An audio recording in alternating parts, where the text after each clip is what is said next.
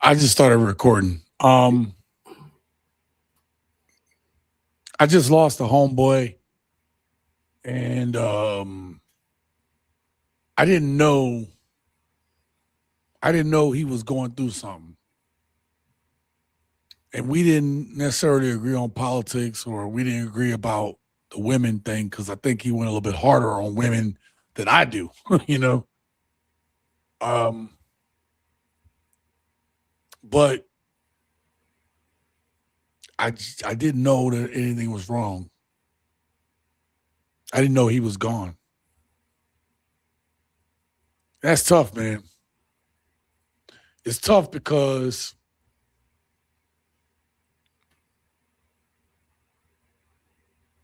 he was one of the people that I didn't think that he was a tough cookie, man. He was a smart black man. Actually, he was one of my better workers, man. And I was like, you know what? I hear you. I need you. I need to be able to trust you. So I'm gonna put you here. If you do a good job, you can stay here. If you're not, I'm gonna move you. You want to be one of my best workers in the shop. I had him doing shop work for me, and he would do the engravings and stuff like that. He was good. And I think that I'm sure he was one of those dudes that felt like, "Are you just part of the system?" And he don't understand that. Yeah, I was probably part of the system because, but I'm also like, yo, I have a job to do, so I'm gonna do my goddamn job. I'm a man, so I do my job. I need you to do your job, and we can go home, bro. At the end of the day, I think that there was a mutual respect between us. Again, even though we have different ideologies, we had different, beliefs on certain things. When I retired from the military, he was one of the few people that actually kept up with me. I just found out that this dude took his own life because I wished him a happy birthday or something I said, and somebody else noticed it and they said, "Wait, you don't know?" No, I don't know. So my homeboy called me and told me. It makes me sad, man, because we ain't got to agree on everything, but for men to feel like they gotta that this ain't worth, that it ain't worth being a man and fighting through it, that bothers me, man. It bothers me. What did you say earlier, P? I was just saying, man, that in these days and times, we can't just go off of thinking people are okay. We got to do a little extra, a little bit more, and make sure that our people are okay. So if you got somebody, man, and you know somebody or you cool with somebody, call, check in, make sure they good. Because when you think they good, they may not be good. And from our relationship, bro, I just want to say I love you, man, and I hope you get through this. And we don't tell each other that enough as black men, anyway. Yeah. I thank you for that. I love you too, bro, man.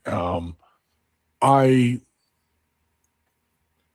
You're absolutely correct. You know what's messed up? I know so many people. I know you know this about me. I have friends all over the country, from all walks of life.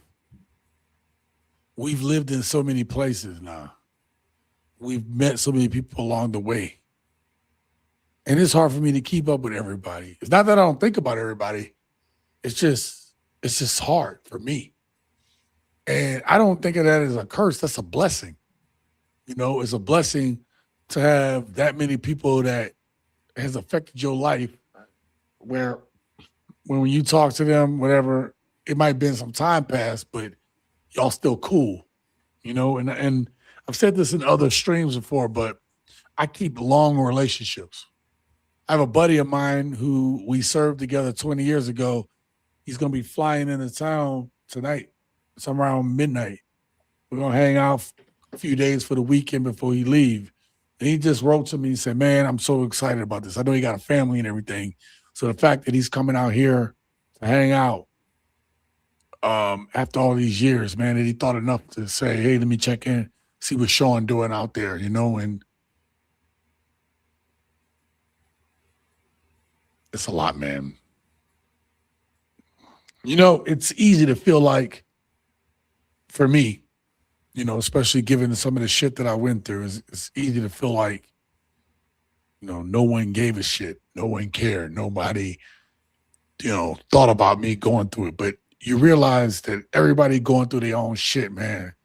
And instead of thinking about me going through it, you know, the more noble thing is the like do what you said, is checking in on your partners, checking on people that maybe you haven't checked on in a while and just see how they doing. One of the strongest men I've ever met, P, was my master chief that taught me everything. He taught me more about being a chief and a leader than I had before I got in trouble, before I fucked up, before I almost lost my career. This man asked me everything that went on, and I told him, he said, okay, well, you're still a chief, right? I was like, yeah. That's where I need you to be a fucking chief. I was like, okay, that's what that's all I've ever wanted to be. And that's what he told me. This man that taught me everything I need to know, that trusted me enough to take his position after he retired. And he was a master chief. I'm just a chief. I'm two ranks below him. He had 26 years in the Navy. I'm at like 17, 16. He got 10 years on me. And he thought enough about me to run the thing he was doing. And the captain and everybody believed in me after I had fucked up. To believe in me to be able to do the thing. And that man called me after he retired, P. And he said, Shaun, I'm struggling. That man, one of the strongest dudes I've ever fucking met, P, told me I'm struggling. Because he had been important in the military, but as a civilian, I know what he went through. It took me a while, but I know what he went through. It happened to me in 2020. The world got kind of quiet, got real quiet. And all the noise that's in your head at the time, you've had other noise around to ignore it, but when it gets really, really fucking quiet, it's just you and the silence.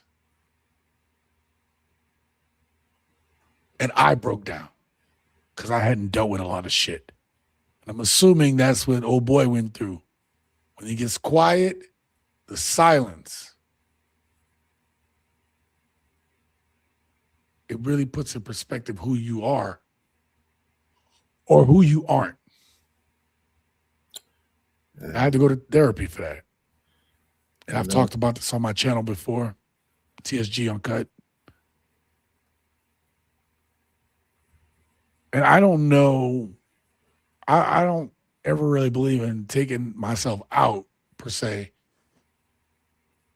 But it doesn't mean I don't know where I could have descended to had I not gotten that taken care of. So, you have any thoughts? Man, like I said, just sometimes